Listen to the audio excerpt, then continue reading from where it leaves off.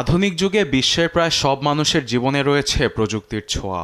সবার হাতে হাতে দেখা যায় স্মার্টফোন, কিন্তু সেই প্রভাব যখন শিশু কিশোরদের ওপর পড়ে তখন রাখতে হয় বাড়তি নজর। সেই আলোকেই গেল মঙ্গলবার এ বিষয়ে চাঞ্চল্যকর তথ্য প্রকাশ করেছে ডেনমার্কের শিক্ষা মন্ত্রণালয়ের অধীনস্থ কমিশন।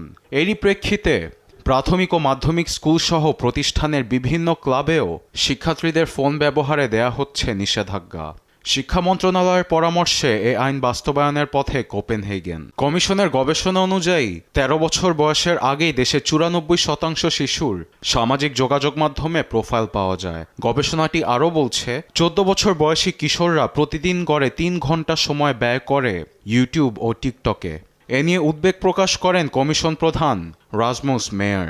শিশুরা বড় ঝুঁকির মধ্যে, এতে করে বহিরাগত সংস্কৃতি তাদের চেতনায় গেঁথে যাচ্ছে। শৈশবকালে মাঠে খেলা, দৌড়াদৌড়ি করা, অন্য শিশুদের সঙ্গে মেলামেশায় আগ্রহ হারাচ্ছে তারা। এতে করে ভবিষ্যতে বড় হুমকিতে পড়বে এইসব শিশু।